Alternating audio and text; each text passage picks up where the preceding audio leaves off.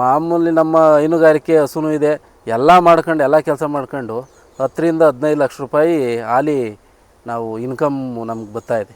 ಖಂಡಿತ ನಾವು ಚಿಕ್ಕ ಏಜ್ ನಾವು ಹುಡ್ತಾಯಿಂದನೂ ಬರೀ ಅಡಿಕೆಯಲ್ಲೇ ಸುಮಾರು 1,500 ಅಡಿಕೆ ಗಿಡ ಇದೆ. 1,500 ಅಡಿಕೆ ಗಿಡ ಇದೆ. ಹೌದು. ನಮ್ಮದು ತೋಟ ಬಂದು ಸುಮಾರು 50-60 ವರ್ಷದ ಹಿಂದಿನ ಅಡಿಕೆ ಗಿಡ ನಮ್ಮ ತಂದೆಯವ್ರು ಮಾಡಿರೋದು. ಓಕೆ. ನಾವು ಎಲ್ಲ ನೋಡಿ 100 ರೂಪಾಯಿವರೆಗೂ ಮಾರಿದ್ದೀವಿ. ಓಕೆ. ಇವಿನ್ನ ಒಂದು 6 ತಿಂಗಳು ಸಸಿ. ಹುಷಾರಾಗಿ ಸಸಿ ನಾವು ನೆಡಬೇಕಾದ್ರೆ ಪರಿಚಯ ಇರಬೇಕು, ಯಾರನ್ನು ತುಂಬ ಆತ್ಮೀಯ ಪರಿಚಯ ಇರಬೇಕು. ಒಳ್ಳೆ ತೋಟ, ಒಳ್ಳೆ ತಳಿ ನೋಡಿ ನೀವು ಅಡಿಕೆ ತೋಟ ಮಾಡಿ ಅಂತ ನಾನು ಸಲಹೆ ಕೊಡ್ತೀನಿ. ಅದು ಒಂದು ಎಕರೆಗೆ ಒಂದು 500-600 ಸಸಿ ಉಣ್ತೀನಿ ಅಂದರೆ ಓಕೆ, ಅವ್ರಿಗೊಂದು 100 ರೂಪಾಯಿ ಸಸಿ ಅಂದರೆ ಒಂದು 50,000-60 ಸಾವಿರ ರೂಪಾಯಿ ಸಸಿಗೆ ಬೀಳ್ತದೆ.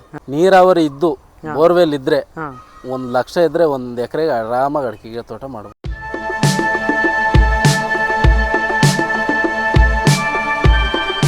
ಹಾಯ್, ಹಲೋ, ನಮಸ್ಕಾರ. ಬಸ್ ಸ್ಟ್ಯಾಂಡ್ ಬಾಯ್ಸ್ ಫಾರ್ಮಿಂಗ್ ಚಾನಲ್ಗೆ ಸ್ವಾಗತ, ಸುಸ್ವಾಗತ.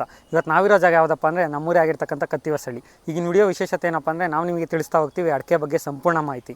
ನಮ್ಮೂರಿನ ಸಮಾಜ ಸೇವಕರಾಗಿರ್ತಕ್ಕಂಥ ವಿಷ್ಣುಪ್ರಿಯ ವಿ ಮಂಜು ಅವರು ಸುಮಾರು ವರ್ಷಗಳಿಂದ ಅಡಿಕೆ ಕೃಷಿಯಲ್ಲೇ ಇದ್ದಾರೆ. ಅವರು ಯಾವ ರೀತಿ ಅಡಿಕೆಯಿಂದ ಒಳ್ಳೆ ಲಕ್ಷಾಂತರ ರೂಪಾಯಿ ಆದಾಯ ಗಳಿಸ್ತಿದ್ದಾರೆ, ಯಾವ ರೀತಿ ಅಡಿಕೆನ ಹಾರೈಕೆ ಮಾಡ್ತಿದ್ದಾರೆ, ಇದರಿಂದ ನಿಜಕ್ಕೂ ಲಾಭ ಇದೆಯಾ, ವರ್ಷಕ್ಕೊಮ್ಮೆ ಬರ್ತಕ್ಕಂಥ ಈ ದುಡ್ಡಿನಿಂದ ಒಳ್ಳೆ ಲಾಭ ಅವ್ರು ಗಳಿಸ್ತಿದ್ದಾರೆ ಅಡಿಕೆಯಿಂದ. ಬನ್ನಿ ಅವ್ರನ್ನೇ ಮಾತಾಡ್ಸೋಣ. ಇನ್ಯಾಕ್ತರ ಅಡಿಕೆ ಬಗ್ಗೆ ಸಂಪೂರ್ಣ ಮಾಹಿತಿ ಅವ್ರ ಮುಖಾಂತರ ತಿಳ್ಕೊಳ್ಳೋಣ. ಸರ್ ನಮಸ್ತೆ. ನಮಸ್ತೆ. ನಿಮ್ಮ ಪರಿಚಯನ ನಮ್ಮ ವೀಕ್ಷಕರಿಗೆ ತಿಳಿಸ್ಕೊಡ್ತಾ ಹೋಗಿ. ನಮ್ಮದು ಕತ್ತಿವಸಳ್ಳಿ ಗ್ರಾಮ, ಓಕೆ, ದೊಡ್ಡಬಳ್ಳಾಪುರ ತಾಲೂಕು. ಓಕೆ. ನಮ್ಮ ತಂದೆ ಕೆ.ವಿ. ವೀರಣ್ಣ ಅಂತ, ಅವ್ರು ಇವಾಗಿಲ್ಲ. ಅವ್ರು ಹೇಳ್ಕೊಂಡು ಕೊಟ್ಟಂಥ ಮಾರ್ಗದರ್ಶನ ಕೊಟ್ಟಂಥ ಈ ಅಡಿಕೆ ಕೃಷಿಯಲ್ಲಿ ನಾವು ಒಳ್ಳೆ ಲಾಭ ಗಳಿಸ್ತಾ ಇದ್ದೀವಿ. ಸರ್, ಅಂದರೆ ನನ್ನ ಮೊದಲನೇ ಪ್ರಶ್ನೆ ಅಂದರೆ ನೀವು ಎಷ್ಟು ವರ್ಷದಿಂದ ಈ ಅಡಿಕೆ ಕೃಷಿ ಬಗ್ಗೆ ತಿಳ್ಕೊಂಡಿದ್ದೀರಾ? ಅಂದರೆ ನೀವು ಚಿಕ್ಕ ವಯಸ್ಸಿಂದನೂ ಅಡಿಕೆ ಜೊತೆನೇ ಬೆಳೆದಿದ್ದ, ಇಲ್ಲ ಅಂದರೆ ನಿಮ್ಮ ಒಂದು ಸರ್ಟೆನ್ ಏಜಿಗೆ ಬಂದಮೇಲೆ ನೀವು ಈ ಅಡಿಕೆ ಬಗ್ಗೆ ಒಲವು ತೋರಿಸಿ ಅಡಿಕೆ ಕಡೆ ಬಂದಿದ್ದ? ಖಂಡಿತ ನಾವು ಚಿಕ್ಕ ಏಜ್ ನಾವು ಹುಡ್ತಾಯಿಂದನೂ ಬರೀ ಅಡಿಕೆಯಲ್ಲೇ. ಅಂದರೆ ನಿಮ್ಮ ಹಿರಿಯರಿಂದನೂ ಬರೀ ಅಡಿಕೆ? ಹಿರಿಯರಿಂದನೂ ಬರೀ ಅಡಿಕೆನೇ. ಓಕೆ. ನಮ್ಮದೊಂದು 2.5 ಎಕರೆ 3 ಎಕರೆ ಅಡಿಕೆ ಗಿಡ ಇದೆ. ಓ, ಸೂಪರ್. ಎಷ್ಟು ಗಿಡಗಳಿದಾವೆ ಸರ್? ಅಡಿಕೆ ಗಿಡ ಎಷ್ಟಿದ್ದಾವೆ? ಸುಮಾರು 1,500 ಅಡಿಕೆ ಗಿಡ ಇದೆ. 1,500 ಅಡಿಕೆ ಗಿಡ ಇದೆ. ಹೌದು. ಈ ಅಡಿಕೆ ಅನ್ನೋದು ವರ್ಷಕ್ಕೊಮ್ಮೆ ಅಷ್ಟೇ ನಿಮಗೆ ದುಡ್ಡನ್ನ ತಂದು ಕೊಡೋದಂಥದ್ದು. ಇದರಿಂದ ನಿಮ್ಗೆ ಒಳ್ಳೆ ಲಾಭ ಬರ್ತಿದೆಯಾ ಈಗ? ಖಂಡಿತ ಲಾಭ ಬರ್ತೈತೆ. ಒಟ್ಟಿನಲ್ಲಿ ಹೇಳಬೇಕು ಅಂದರೆ ಒಳ್ಳೆ ನೀರಾವರಿ ಇದ್ದರೆ ಅಡಿಕೆ ತೋಟ ಮಾಡೋಕ್ಕೆ, ಅಡಿಕೆ ಕೃಷಿ ಮಾಡೋಕ್ಕೆ ತುಂಬ ಯೋಗ್ಯವಾಗಿರ್ತದೆ. ನಮ್ಮ ಕಡೆ ಸ್ವಲ್ಪ ನೀರು ಕಮ್ಮಿ ಆದಷ್ಟು, ಅಂದರೆ ಬೇಸಿಗೆಯಲ್ಲಿ ಮಾತ್ರ. ಮಳೆಗಾಲದಲ್ಲಿ ಹೆಂಗೋ ಚೆನ್ನಾಗಿರುತ್ತೆ, ಬೇಸಿಗೆಯಲ್ಲಿ ಮಾತ್ರ ಸ್ವಲ್ಪ ನೀರು ಕಮ್ಮಿ ಇರ್ತದೆ. ಆದರೂ ಪರವಾಗಿಲ್ಲ, ಮೇಂಟೆನೆನ್ಸು ಈ ಡ್ರಿಪ್ ಮೂಲಕ ಬೇಸಿಗೆಯಲ್ಲಿ ಮಾತ್ರ ಒಂದು 2-3 ತಿಂಗಳು ಡ್ರಿಪ್ ಮೂಲಕ ನೀರು ಹಾಯಿಸ್ತೀವಿ. ಮಿಕ್ಕಿ ಟೈಮ್ ಎಲ್ಲ ಫುಲ್ಲು ಬಯಲುಪೂರ್ತಿ ಹಾಯಿಸ್ತೀವಿ. ಅಂದರೆ ನೀವು ಹೇಳಿದ ಪ್ರಕಾರ ಹೋಗ್ಬೇಕಂದ್ರೆ ಮಳೆಗಾಲದಲ್ಲಿ ಮತ್ತು ಚಳಿಗಾಲದಲ್ಲಿ ನಿಮ್ಗೆ ಅಷ್ಟು ತೊಂದರೆ ಇರಲ್ಲ, ಏನು ಮಳೆ ಬೀಳಬೇಕಾದ್ರೆ. ಬಟ್ ಬೇಸಿಗೆಗಾಲದಲ್ಲಿ ನೀರಿಂದು ತುಂಬ ಅವಶ್ಯಕತೆ ಇದೆ ಅಡಿಕೆ ಅಂತಾರೆ. ಹೌದು. ಮತ್ತು ನಾನು ಕೇಳಿರೋ ಕಡೆ ತುಂಬ ಕಡೆ ಯಾವ ರೀತಿ ಕೇಳಿದ್ದೀನಿ ಅಂದರೆ ಅಡಿಕೆಗೆ ಜಾಸ್ತಿ ನೀರಾದ್ರೂ ತೊಂದರೆ ಆಗುತ್ತೆ ಅಂತಾರೆ, ತುಂಬ ನೀರಾದ್ರೂ. ಇದೆಷ್ಟು ಮಟ್ಟಿಗೆ ಸತ್ಯ? ನೀರು ಜಾಸ್ತಿ ಆದರೂ ತೊಂದರೆ ಇಲ್ಲ ಅಂತ ಅಲ್ಲ. ಆದರೆ ಮಳೆಗಾಲದಲ್ಲಿ ನಾವು ನೀರು ಹಾಯಿಸಲ್ಲ. ಮಳೆ ನೀರೇ ಫುಲ್ ಮಳೆ ಏನಾರು ಆಯಿತು ಅಂದರೆ ಏನು ತೊಂದರೆ ಇಲ್ಲ. ಈಗ ಸರಿಯಾಗಿ ಮಳೆ ಇಲ್ಲ ಈಗಿನ ಇದರಲ್ಲಿ ನೋಡಿದ್ರೆ. ಈಗಿನ ಇದರಲ್ಲಿ ನೀರು ಅವಶ್ಯಕತೆ ಐತೆ. ನೀರು ಸರಿಯಾಗಿ ಕಟ್ಟಲಿಲ್ಲ ಅಂದರೆ ಈಗೆಲ್ಲ ಕಾಯಾಗೋ ಟೈಮು. ನೀರು ಸರಿಯಾಗಿ ಕಟ್ಟಲಿಲ್ಲ ಅಂದರೆ ಗುಳ್ಳೆಗಳೆಲ್ಲ ಉದುರ್ತಾ ಇರ್ತವೆ. ಆದ್ದರಿಂದ ನಾವೇನು ಮಾಡ್ತಾಯಿದ್ದೀವಿ ಅಂದರೆ ಪ್ರತಿ ವರ್ಷ ಬಿಟ್ಟು ಈ ವರ್ಷ ಮಣ್ಣು ಹೊಡಿಸ್ತೀವಿ. ಊರ ಕೆರೆಯಲ್ಲೇ ಒಳ್ಳೆ ಫಲವತ್ತಾದ ಮಣ್ಣು ಐತೆ. ಮಣ್ಣು ಟ್ಯಾಕ್ಟ್ರ್ ಮುಖಾಂತರ ಎಲ್ಲ ಫುಲ್ಲು ಬಯಲು ಪೂರ್ತಿ ಗಿಡಕ್ಕೆಲ್ಲ ಹೊಡೆಸ್ತೀವಿ. ಈ ವರ್ಷ ಮಣ್ಣು ಹೊಡಿಸ್ತೀವಿ, ಈ ವರ್ಷ ಬಿಟ್ಬಿಡ್ತೀವಿ. ನೆಕ್ಸ್ಟ್ ವರ್ಷ ಗೊಬ್ಬರ ಹಾಕ್ತೀವಿ. ನಮ್ಮದೇನು ರೋಗ ಗೀಗ ಅಂತ ಏನಿಲ್ಲ. ಬಂದರೆ ಒಂದೇ ಒಂದು ರೋಗ ಬರುತ್ತೆ. ಏನಂದರೆ ಈ ಅಣಬೆ ಎದೊಳೋದು, ಬುಡದಲ್ಲಿ ಅಣಬೆ ಎದೊಳ್ತಾ ಇರ್ತದೆ, ಅದೊಂದು ಬರುತ್ತೆ. ಆವಾಗ ನಾವೇನು ಮಾಡ್ತೀವಿ ಅಂದರೆ ಮೊದಲೇ ನೋಡ್ಕೊಂಡು ಆ ಬುಡನ ಅಷ್ಟಾಗಲ್ಲ ಫುಲ್ ಹಿಂಗುಡಿಸ್ಬಿಟ್ಟು ಆ ಜಾಗನ ಫುಲ್ಲು ಕ್ಲೀನ್ ಮಾಡಿ ಅಲ್ಲಿ ಬೆಂಕಿ ಹಾಕಿ ಎಲ್ಲ ಒಂದು ಸ್ವಲ್ಪ ಸುಟ್ಬಿಟ್ಟು ಜಾಗ ಬಿಟ್ಟು ಸ್ವಲ್ಪ 1 ಅಡಿ ಜಾಗ ಬದಲಾಯಿಸಿ ಮತ್ತೆ ಗಿಡ ನೆಟ್ಬಿಡ್ತೀವಿ. ಸರ್, ನೀವು ಈಗ ಹೇಳಿದ್ರಿ ಅಣಬೆ ಬರುತ್ತೆ, ಅದೊಂದು ರೋಗ ಇದೆ ಅಂತ. ಅದಕ್ಕೆ ಕಾರಣ ಏನು? ಮೂಲ ಕಾರಣ ಏನು? ಕಾರಣ ಇದು ನಮಗೂ ತಿಳಿದು ಬಂದಿಲ್ಲ. ಓಕೆ. ನಾವು ಅದು ಬಂದಾಗ ಅಂದರೆ ಅಷ್ಟೊಂದು ನಮ್ಮದ್ರಲ್ಲಿ ಏನು ಅಂಥ ಸಮಸ್ಯೆ ಏನಿಲ್ಲ. ಓಕೆ. ಆರಾಮಾಗಿ ನಾವೇನು ಬೇರೆ ಕೀಟನಾಶಕ ಅದು ಇದು ಏನು ಬಳಸ್ತಾ ಇಲ್ಲ. ನ್ಯಾಚುರಲ್ ಆಗೇನೆ ಮಾಡ್ತಾಯಿದ್ದೀವಿ. ಅಂದರೆ ನಿಮ್ಮದು ದಿನಚರಿ ಹೇಗಿರುತ್ತೆ? ಅಡಿಕೆಗೆ ಅಂತ ಎಷ್ಟು ಗಂಟೆ ಮೀಸಲಿಡ್ತೀರಾ ನೀವು? ನಾವು ಅಡಿಕೆಗೆ ಅಂದರೆ ಬೆಳಗ್ಗೆ 1 ಅವರ್, ಸಂಜೆ 1 ಅವರ್. ಕರೆಂಟ್ ಇದ್ದಾಗ ಮಾತ್ರ ನೀರು ಕರೆಕ್ಟಾಗಿ ಆಯ್ತಾ ಹೋಗಿದೆ ಅಂತ ಅಷ್ಟೇ ನೋಡೋದು ನಾವು. ನೀವು ಒಬ್ಬರೇ ಮೇಂಟೈನ್ ಮಾಡ್ತಿದ್ದೀರಾ ಇಷ್ಟನ್ನು? ಖಂಡಿತ. ಏನಾದರೂ ಘಾಸಿ ಅಂದರೆ ಕಷ್ಟ ಅನ್ನಿಸ್ತೀವಿ? ಏನಿಲ್ಲ. ಈ ಗೊಬ್ಬರ ಹಾಕೋ ಟೈಮಲ್ಲಿ ಮತ್ತು ಉಳುಮೆ ಮಾಡಿಸೋ ಟೈಮಲ್ಲಿ ಅಷ್ಟೇ ಸ್ವಲ್ಪ ಆಳುಗಳ್ನ ಇಟ್ಕೊಂಡು ಜೊತೆಗೆ ಕೆಲಸ ಮಾಡ್ಕೊಂಬಿಡ್ತೀವಿ. ಅಂದರೆ ಅಡಿಕೆ ಸುತ್ತ ಚಿಲ್ಲರೆ ಬೆಳೆಗಳನ್ನೂ ಹಾಕ್ತಾರೆ ಅಂತಾರೆ, ಬೇರೆ ಬೇರೆ ರೀತಿ ಬೆಳೆ. ಕೆಲವೊಬ್ಬರು ಬಾಳೆ ಬೆಳೆದಿರ್ತಾರೆ. ಈ ರೀತಿ ಬೆಳೆಯೋದ್ರಿಂದ ಅಡಿಕೆಗೆ ಏನು ತೊಂದರೆ ಆಗಲ್ವಾ? ಇದು ಒಳ್ಳೇದಾ? ನಿಮಗೆ ಇರೋ ನಾಲೆಡ್ಜ್ ಪ್ರಕಾರ ಇದು ಯಾವ ರೀತಿ ಇದೆ? ಅಡಿಕೆ ಗಿಡ ಚಿಕ್ಕ ಸಸಿ ಇದ್ದಾಗ ಸ್ವಲ್ಪ ನೆರಳಾಗಲಿ ಅಂತ ಹೇಳಿ ನಾವು ಬಾಳೆ ಬೆಳಿತೀವಿ. ಗಿಡ ಒಂದು ಸ್ವಲ್ಪ ಇದಾಯ್ತಿದ್ದಂಗೆ ಅಡಿಕೆ ಇದು ಬಾಳೆನ ಫುಲ್ ಹಂಗೆ ಕಮ್ಮಿ ಮಾಡ್ತಾ ಬಂದ್ಬಿಡ್ತೀವಿ. ಗಿಡ ದೊಡ್ಡದಾದ್ಮೇಲೆ ಯಾವುದೇ ಕಾರಣಕ್ಕೂ ಬಾಳೆ ಬೆಳಿಬಾರ್ದು. ಯಾಕಂದರೆ ಅದು ನಾವು ಇದರಲ್ಲೂ ನಾವು ಸ್ವಲ್ಪ ಒಂದು ಅರ್ಧ ಎಕರೆಯಷ್ಟು ಬಾಳೆ ನೆಟ್ಟಾಗ ಏನಾಯಿತು, ಕೆಲವು ಬಾಳೆ ಗಿಡ ಹತ್ತತ್ರ ಇರೋ ಮರಗಳು ಬೆಳೆನೇ ಕಮ್ಮಿ ಆಗ್ತಾಯಿತ್ತು. ಆ ಕಾರಣದಿಂದ ನಾವು ಬಾಳೆ ಬೆಳೆದು ಬಿಟ್ಬಿಟ್ಟು ಚಿಲ್ಲರೆ ಬೆಳೆ ಬೇಸಿಗೆಯಲ್ಲಿ ಮಾತ್ರ 3 ತಿಂಗಳು ಬೆಳ್ಕೊತೀವಿ. 3 ತಿಂಗಳು ಬರೀ ಬೇಸಿಗೆಯಲ್ಲಿ ಯಾಕೆ ಬೆಳೆಯೋದು ನೀವು? ಬೇಸಿಗೆಯಲ್ಲಿ ಬೆಳೆಯೋದ್ರಿಂದ ಸ್ವಲ್ಪ ರಾಸಾಯನಿಕ ಗೊಬ್ಬರನೂ ಮರಗಳಿಗೆ ಪೋಷಕಾಂಶ ಸಿಗುತ್ತೆ. ಮತ್ತು ನೀರಾವರಿನೂ ಕ್ಲೀನಾಗಿ ಇವಾಗ ಎಲ್ಲ ಫುಲ್ಲು ಬಯಲು ಪೂರ್ತಿ ಆಯ್ತದೆ. ನಾವು ಹನಿ ನೀರಾವರಿ ಮುಖಾಂತರ ಬೆಳೆ ಬೆಳಿತೀವಿ.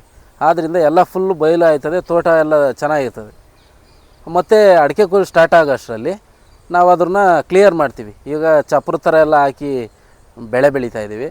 ಅದನ್ನೆಲ್ಲ ಕಟ್ ಮಾಡಿಬಿಡ್ತೀವಿ. ಕಟ್ ಮಾಡಿ ಅದೇ ಸೊಪ್ಪೆಲ್ಲ ಇರ್ತದಲ್ಲ, ಅದೆಲ್ಲ ಅದೇ ಮರಗಳಿಗೆ ಒಳ್ಳೆ ಪೋಷಕಾಂಶ ಸಿಗುತ್ತೆ. ನೀವು ಆಗಲೇ ಹೇಳಿದ್ರಿ ಬರೀ 1 ವರ್ಷ ಮಣ್ಣು ಹಾಕ್ಸ್ತೀರಾ, ಇನ್ನೊಂದು ವರ್ಷ ಗೊಬ್ಬರ ಹಾಕ್ತೀರಾ ಅಂತ. ಯಾವ್ಯಾವ ಗೊಬ್ಬರ ಹಾಕ್ತೀರಾ ನೀವು ಅಡಿಕೆಗೆ? ನಾವು ತಿಪ್ಪೆ ಗೊಬ್ಬರನೇ. ತಿಪ್ಪೆ ಗೊಬ್ಬರ ಬಿಟ್ಟರೆ ಬೇರೆ ಹಾಕಲ್ಲ. ಗೊಬ್ಬರ ಎಷ್ಟು ಮಟ್ಟಿಗೆ ಅವಶ್ಯಕತೆ ಇದೆ ಅಡಿಕೆಗೆ? ಅಡಿಕೆ ಗಿಡಕ್ಕೆ ನೀರು ಮತ್ತು ಗೊಬ್ಬರ ಅಷ್ಟೇ ಅವಶ್ಯಕತೆ. ನೀರೊಂದಿತ್ತು ಚೆನ್ನಾಗಿ ಅಂದರೆ ಬೇಸಿಗೆಯಲ್ಲಿ ಮಾತ್ರ ಸ್ವಲ್ಪ ಕಷ್ಟ ಅಷ್ಟೇ. ಅಷ್ಟು ಬಿಟ್ಟರೆ ಒಳ್ಳೆ ಆದಾಯ ಗಳಿಸ್ಬೋದು. ಅಡಿಕೆಗೆ ಒಳ್ಳೆ ವ್ಯಾಲ್ಯೂ ಇದೆ. ಅಂದರೆ ಅಡಿಕೆ ಸಸಿ ನೆಟ್ಟಾಗಿಂದ ಅದು ಫಲ ಕೊಡೋದಕ್ಕೆ ಎಷ್ಟು ವರ್ಷ ಬೇಕು? ಕನಿಷ್ಠ ಅಂದರೆ ಎಷ್ಟು ಬೇಕು? ಕನಿಷ್ಠ ಅಂದರೆ 4 ರಿಂದ 5 ವರ್ಷ ಸ್ಟಾರ್ಟ್ ಆಗುತ್ತೆ. 4 ವರ್ಷ 5 ವರ್ಷಕ್ಕೆ ಸ್ಟಾರ್ಟ್ ಆಗಿಬಿಡ್ತದೆ ಒಂಬಾಳೆ. ಸ್ಟಾರ್ಟ್ ಆದಮೇಲೆ ಒಂದು 5-6 ವರ್ಷದ ಮೇಲೆ ಫುಲ್ಲು ಬೆಳೆ ಸ್ಟಾರ್ಟ್ ಆಗುತ್ತದೆ.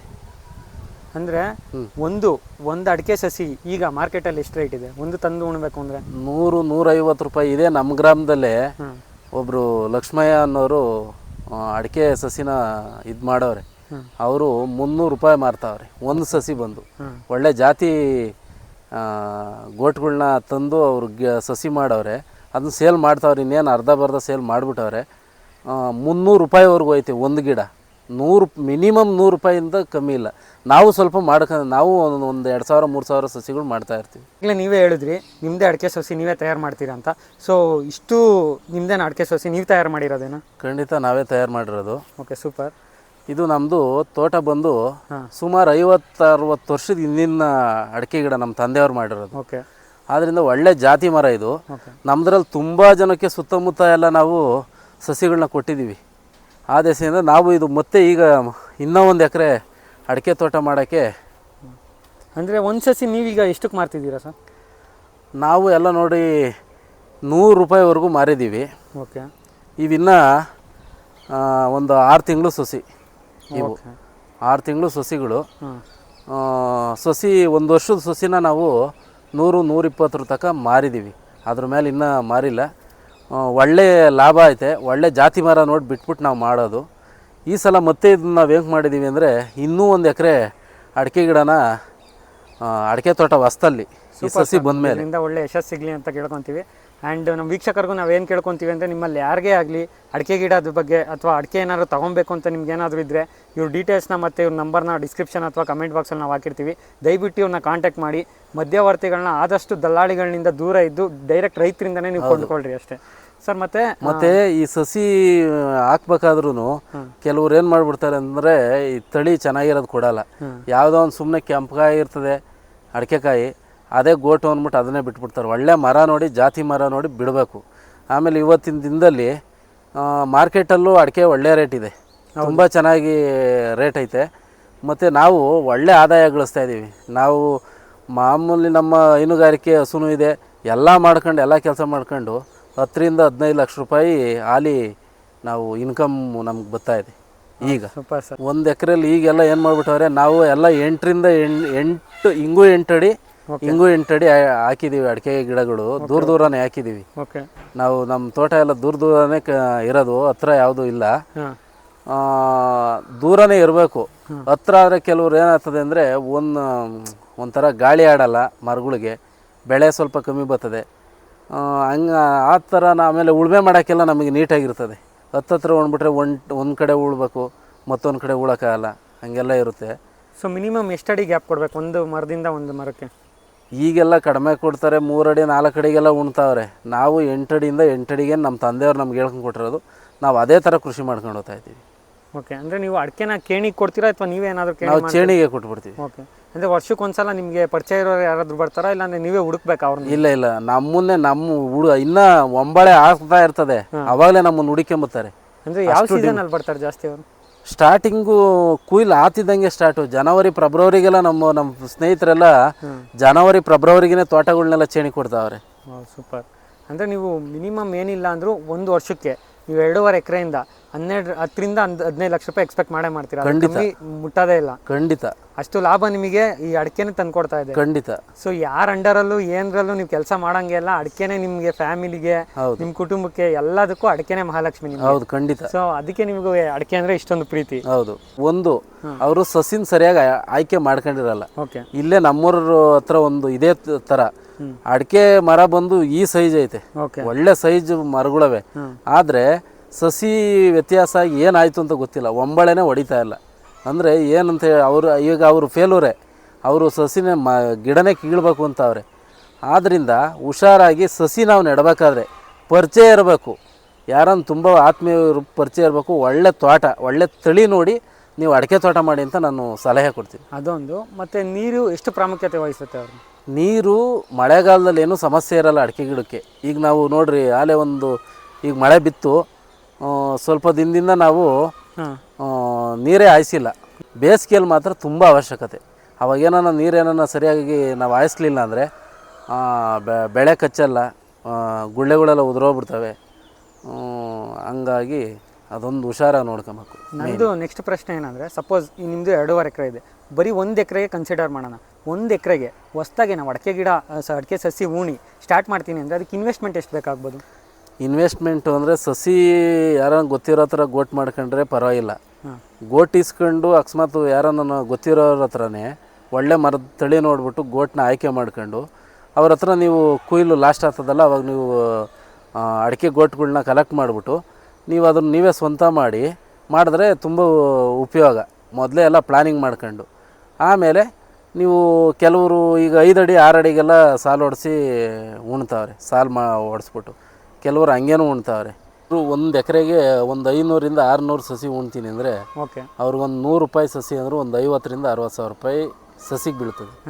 ಮತ್ತು ಟ್ರಂಚ್ ಹೊಡ್ಸೋಕ್ಕೆ ಮತ್ತು ಗೊಬ್ಬರ ಆಳುಪಳೆ ಎಲ್ಲ 1 ಲಕ್ಷ ಇದ್ದರೆ, ನೀರಾವರಿ ಇದ್ದು ಬೋರ್ವೆಲ್ ಇದ್ದರೆ 1 ಲಕ್ಷ ಇದ್ದರೆ 1 ಎಕರೆಗೆ ಆರಾಮಾಗಿ ಅಡಿಕೆ ತೋಟ ಮಾಡ್ಬೋದು. ಸರ್, ಈಗ 1 ಲಕ್ಷದಲ್ಲಿ ಅವರು 1 ಎಕರೆ ಅಡಿಕೆ ತೋಟ ಮಾಡ್ತಾರೆ ಅಂದ್ಕೊಳ್ಳಿ. 4 ವರ್ಷ 5 ವರ್ಷ ಆದಮೇಲೆ 500-600 ಗಿಡದಿಂದ ಅವ್ರು ಎಷ್ಟು ದುಡ್ಡನ್ನ ಆದಾಯ ಗಳಿಸ್ಬೋದು? 5ರಿಂದ 6 ಲಕ್ಷ ಬೆಳೆ ಇದ್ದಂಗೆಲ್ಲ. ಬೆಳೆ ಹೆಂಗೆ ಸ್ಟಾರ್ಟ್ ಆಗ್ತದಲ್ಲ, ಒಂದು ಎಕರೆಗೆ 5ರಿಂದ 6 ಲಕ್ಷ ಫುಲ್ಲು ತುಂಬ ಬೆಳೆ ಆದರೆ 10 ಲಕ್ಷದವರೆಗೂ ಆದಾಯ ಗಳಿಸ್ಬೋದು 1 ಎಕರೆಯಲ್ಲಿ. ಏನು ಸರ್ ಇದು? ಬರೀ 1 ಲಕ್ಷ ಇನ್ವೆಸ್ಟ್ಮೆಂಟು. ಅಡಿಕೆ ನಮ್ದವ್ರಿಗೆ ಮೋಸನೇ ಇಲ್ಲ, ಮಹಾಲಕ್ಷ್ಮಿ ಇದ್ದಂಗೆ ಅದು. ಹೌದು. ಸೊ ನಮ್ಮ ವೀಕ್ಷಕರಿಗೆ ಏನು ಹೇಳ್ತಾ ಇದ್ದೀವಿ ಅಂದರೆ, ಎಲ್ಲ ರೀತಿ ಕೃಷಿ ಬಗ್ಗೆನೂ ನಾನು ತಿಳ್ಕೊಂಡಿದ್ದೀನಿ. ಸೊ ಅಡಿಕೆ ನಮ್ಮದವ್ರು ಮೋಸನೇ ಇಲ್ಲ ಅಂತಿದ್ದಾರೆ.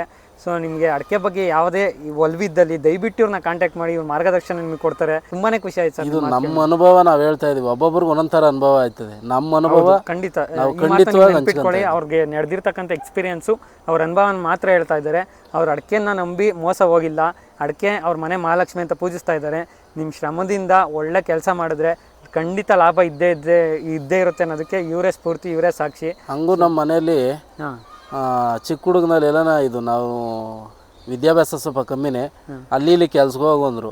ನಾವು ಅವ್ರ ಹತ್ರ ಹೋಗಿ ಕೆಲ್ಸಕ್ಕೆ ಹೋಗಿ ಅವ್ರ ಹತ್ರ ಕೈ ಚಾಚ್ಕೊಂಡು ಕೂತು ನೋಡಿ, ಇವತ್ತು ನಾವು ಸ್ವಂತ ಅಡಿಕೆ ಗಿಡ ನಮ್ಮ ತಂದೆಯವ್ರ ಮಾರ್ಗದರ್ಶನ ಹೆಂಗೆ ಕೊಟ್ಟಿದ್ರು ಅದನ್ನು ನಾವು ಮುಂದುವರ್ಸ್ಕೊಂಡು ಹೋಗ್ತಾ ಇದ್ದೀವಿ. ಮತ್ತೆ ಇನ್ನೂ 1 ಎಕರೆ ಅಡಿಕೆ ತೋಟ ಖಂಡಿತ ಒಳ್ಳೆ ಯಶಸ್ಸು ಸಿಗುತ್ತೆ ನಿಮಗೆ, ಮಾಡಿ. ಸೊ ಇಷ್ಟೊತ್ತು ನಿಮ್ಮ ಜೊತೆ ಮಾತಾಡಿ ನಮ್ಮ ವೀಕ್ಷಕರಿಗೆ ಒಳ್ಳೆ ಮಾಹಿತಿ ಕೊಟ್ಟು, ಅಡಿಕೆ ಬಗ್ಗೆ ಇಷ್ಟು ವಿವರವಾಗಿ ನಾನು ಎಲ್ಲೂ ಮಾಹಿತಿ ಕೇಳಿರಲಿಲ್ಲ, ಇಷ್ಟೊಂದು ಮಾಹಿತಿ ಕೊಟ್ಟಿದ್ದೀರಾ. ಸೊ ಒಳ್ಳೆ ಸ್ಫೂರ್ತಿದಾಯಕ ರೈತರಾಗಿ ಹೊರಹೊಮ್ಮುತ್ತಾ ಇದ್ದೀರಾ. ಸೊ ನಿಮಗೆ ನಮ್ಮ ಕಡೆಯಿಂದ, ನಮ್ಮ ಚಾನಲ್ ಕಡೆಯಿಂದ ತುಂಬ ಹೃದಯದ ಧನ್ಯವಾದಗಳು ಸರ್. Thank you. ನಿಮಗೂ ನಮಸ್ಕಾರ. Thank you.